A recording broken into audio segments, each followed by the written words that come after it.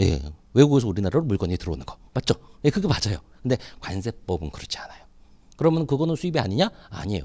대외무역법상으로는 그 말이 맞거든요. 그럼 관세법으로는 뭐가 다르냐? 관세법은 물건이 들어오는 거는 기본이겠죠. 근데 물건만 들어와서는 안 되고요. 이 물건이 법적인 어떤 절차를 거쳐야지 수입됐다라고 의미해요. 예, 그러면은 그 법적인 절차를 말 그대로 어떤 지역에 갖다 놓고 해야 될 텐데 그 지역이 바로 뭐라고 부르는 곳이다? 보세구역이라고 부르는 곳이에요.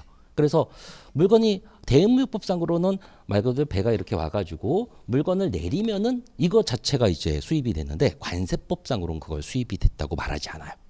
그러니까 관세법상으로는 이 보세구역은 우리나라가 아닌 거예요.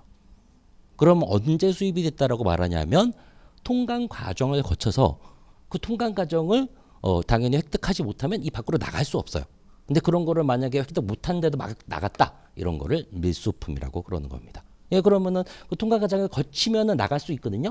그럼 이럴 때 바로 이렇게 됐을 때 관세법에선 그거를 수입됐다라고 보는 거예요. 예, 그래서 그런 관련된 거는 이제 차차 공부하실 거고요. 예, 그러면은 말씀드린 대로 그런 원리이기 때문에 말 그대로 운송수단에서 운송수단이 정의되고 그 거기에 있는 물건이 바로 물건을 내려야 되니까 당연히 그 다음 절차는 보세구역이 되는 거죠. 그럼 보세구역에서 아까 전에 제가 뭐라 그랬어요? 통관 절차를 거친다 그랬죠? 통관 절차를 거친다라는 게 바로 통관이라는 개념이에요. 근데 여기서 이 지역을 제가 뭐라고 말했죠? 보세구역이라고 말했잖아요. 그럼 보세구역은 이 보세라는 뜻 자체가 어떤 뜻이냐면 통관 전 상태의 개념이에요. 간단히 말하면. 그러면 보세구역은 뭐다? 통관 전 상태로 합법적으로 있을 수 있는 지역이 되는 거죠.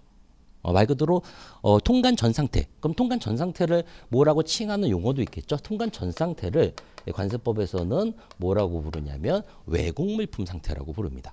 예, 그리고 통관이 된 상태를 간단히 말하면 반대말 내국 물품이라고 불러요.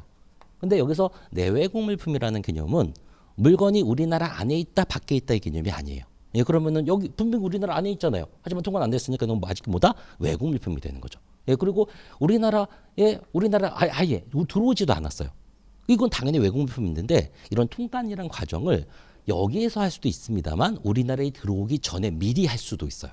그러면 만약에 그게 미리 됐다? 그러면은 우리나라 밖에 있는데도 그건 뭐라고 칭한다? 내국 물품이라고 칭하는 거예요. 뭐 이런 과정이 이제 하나씩 다 천천히 공부하실 거고 지금 기본 개념만 잡는 거예요. 그러면은 당연히 이 물건이 외국 물품 상태로 합법적으로 있을 수 있는 곳은 여기예요. 그럼 여기서 이제 합법적으로 나가려면 통관을 거쳐서 이렇게 나가야 된다 그랬죠? 예, 근데 여기서 다이렉트로 바로 통관해서 나가는 물품도 있습니다만 어떤 경우도 있냐면